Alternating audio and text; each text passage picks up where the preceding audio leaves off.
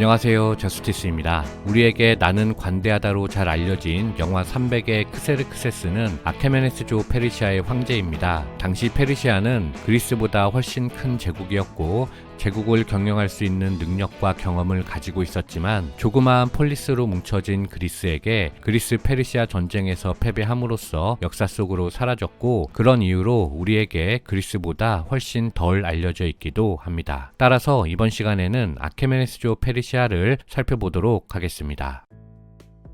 아케메네스조 페르시아는 어머니 국가였던 메디아 왕국에서 이름을 바꾼 국가이고, 메디아 왕국은 아시리아로부터 분리된 국가이기 때문에 아케메네스조 페르시아의 역사는 아랍인이 건설한 아시리아로부터 출발하는 것이 이해하기에 좋습니다. 기원전 7세기 초 아랍인들이 우수한 철제 무기와 기병을 앞세워 서아시아 지역을 통일하고 아시리아 제국이 성립하였지만, 아시리아는 무거운 세금과 강압적 통치로 한 세기도 버티지 못한 채 기원전 7세기 말 멸망하였습니다. 그 후 아시리아는 신바빌로니아 왕국, 이집트 왕국, 리디아 왕국, 메디아 왕국 등 4개국으로 분열하였는데, 그 중에서 아랍인이 아닌 인도 유럽계 백인이 세운 국가가 리디아 왕국과 메디아 왕국입니다. 그 중에서 메디아 왕국의 마지막 왕이었던 아스티아게스의 외손자가 바로 외할아버지를 배신하고 아케메네스조 페르시아를 건국한 키루스 2세입니다. 메디아 왕국은 원래 아시리아에 복속해 있다가 기원전 621년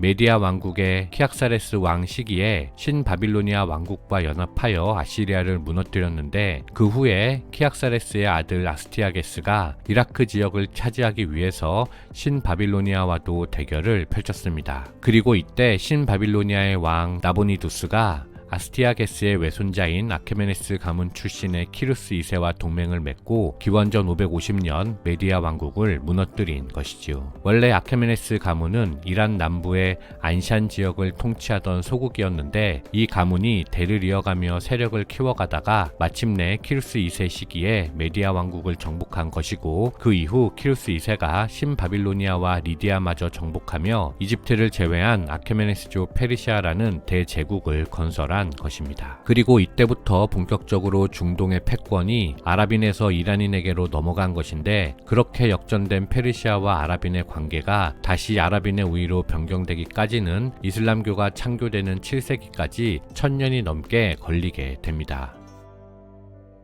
이란인에게 건국의 아버지로 불리는 키루스 2세는 키루스 대제라고도 불리며 성경에 고레스란 이름으로 등장할 만큼 중동 역사에서 매우 중요한 인물입니다. 키루스 대제의 통치 방식은 제국을 구성하는 여러 민족들에게 각각 고유의 문화와 전통을 인정해주는 관용 정책을 펼치는 것이었습니다. 이것은 키루스 대제뿐만 아니라 대부분의 아케메네스조 페르시아 샤한샤의 특징으로 페르시아 역사를 공부할 때 알아야 할 핵심 포인트입니다. 이 점이 여러 민족이 복잡하게 포진한 중동에서 아케메네스조 페르시아가 제국을 200년간이나 지속할 수 있었던 이유이며, 그 전통이 결국 이슬람의 딘미나 오스만 제국의 밀레트로까지 이어지는 것이기 때문입니다. 예를 들어 키루스 대제는 신바빌로니아의 왕 나부니두스를 포로로 잡은 후에 그를 극진히 대접하여 신바빌로니아 민중의 미움을 사지 않았고, 메디아 왕국 출신의 인재도 많이 등용하여 출신과 계급에 얽매이지 않은 모습을 보여주며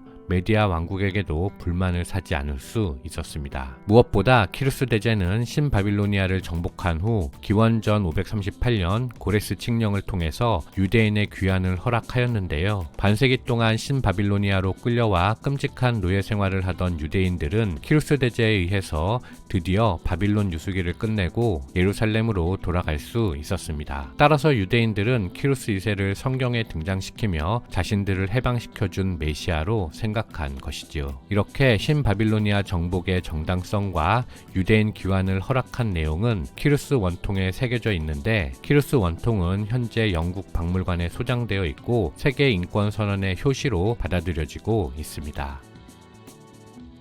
초대 키루스 대제 사망 후에 발생한 반란을 제압하고 아케메네스조 페르시아를 전성기로 올려놓은 샤한샤는 제3대 다리우스 1세입니다. 그 역시 다리우스 대제라고도 불리는데요. 특히 그는 반란을 제압하는 과정을 베이스툰 산의 비문으로 새겨놓았는데 그로 인하여 종래의 그리스 로마 사료에 의지하며 진행되어 온 페르시아 역사 연구가 보다 활발히 진행될 수 있게 되었습니다. 베이스툰 비문에 따르면 당시 아케메네스조 페르시아에 복속한 국가가 23개국에 이르렀고 당시 세계 인구의 40%가 넘는 5천만 명의 사람들이 제국 안에 살았다고 하는데요. 그런 이유로 아케메네스조 페르시아를 세계 최초의 대제국이라고 부르는 것이고 다리우스 1세도 키루스 대제처럼 지방 분권을 기초로 제국을 다스리며 팍스 아케메니아를 이끌었습니다. 하지만 다리우스 1세는 기원전 514년경 대군을 이끌고 실시한 북방의 스키타이 원정이 실패로 끝나게 되면서 명성에 금이 갔고 오히려 스키타이가 새롭게 부상할 수 있는 기회를 주기도 하였습니다. 아울러 스키타이 원정의 실패는 그리스에게 페르시아의 공격에 굴복하지 않고 맞서 싸울 용기를 심어주기도 하였지요. 다리우스와 스키타이의 대결을 조금 더 알고 싶으신 분들께서는 지난 스키타이 편을 참고하여 주시기 바랍니다.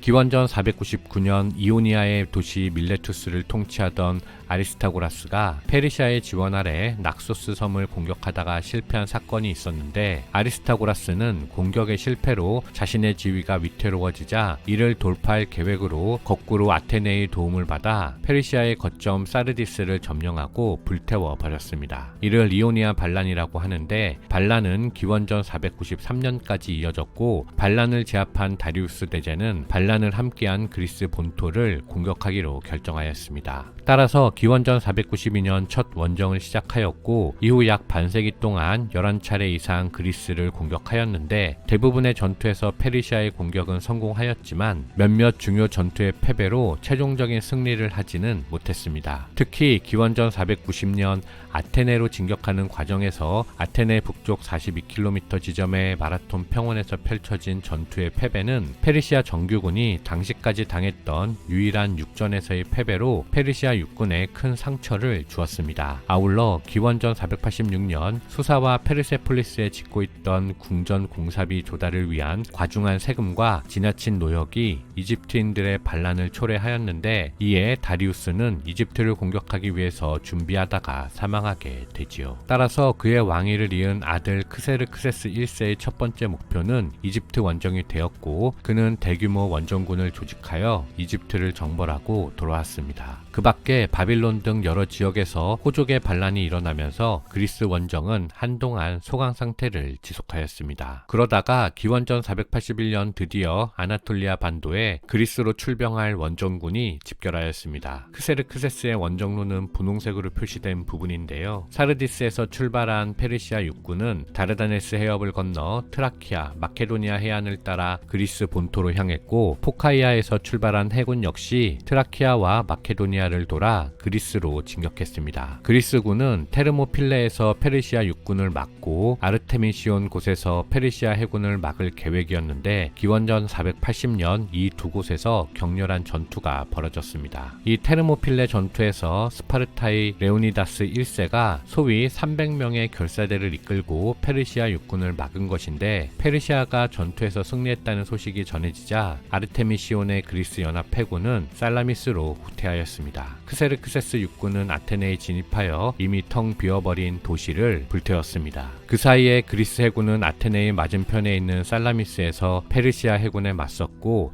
이 전투에서 그리스가 결정적으로 승리하면서 크세르크세스는 퇴각하였습니다. 아울러 페르시아의 군대에 대항하는 과정에서 결성된 그리스 폴리스들의 동맹은 스파르타와 스파르타의 동맹들이 빠져나가면서 델루스 동맹으로 재조직되어 이후 전쟁이 끝나는 기원전 449년까지 약 30년 동안 페르시아에 대항하였습니다.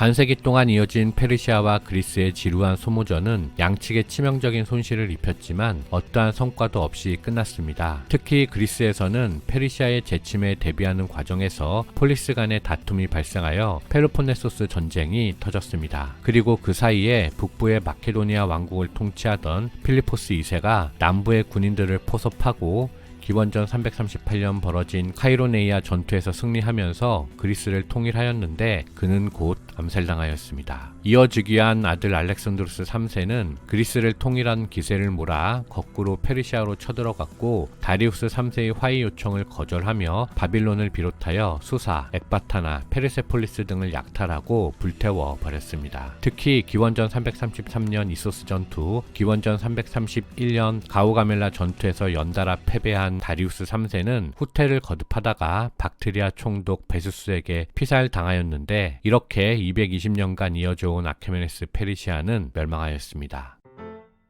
헬레니즘이라는 용어는 19세기 독일의 역사학자 요한 구스타프 드로이젠이 처음 사용한 용어로 알렉산드로스가 동방을 정복한 후 그곳에 전한 그리스 문화를 설명하는 서양 중심의 용어입니다. 그런데 문제는 알렉산드로스가 페르시아를 공격했을 때 페르시아는 이미 200년 이상 계속되며 제국을 경영해온 전통을 가진 대제국이었고 알렉산드로스의 마케도니아는 이제 겨우 그리스를 통일하고 가진 것이라고는 군사력밖에 없었던 국가였습니다. 다는 점입니다. 게다가 알렉산드로스의 동방 원정은 그리스 통일 과정에서 비대해진 군사력을 유지하기 위한 불가피한 선택의 결과이기도 했죠. 즉 군사력을 빼면 어느 측면도 마케도니아가 페르시아를 앞선 부분이 없었음에도 불구하고 알렉산드로스가 불과 10수년 만에 광활한 페르시아 제국에 헬레니즘 문화를 이식하였다는 것은 유럽 중심의 사고에서 나온 과장이라고 생각합니다. 오히려 헬레니즘 제국이야말로 어떠한 제국 경영의 노하우도 없었기 때문에 알렉산드로스 사후에 셀레우코스, 프톨레마이오스, 마케도니아, 리시마코스 등으로 분열한 것이었죠. 그런 측면에서 헬레니즘에 대한 과도한 환상은 자제하는 것이 좋지 않을지 생각해 보았습니다. 이상 마치겠습니다. 감사합니다.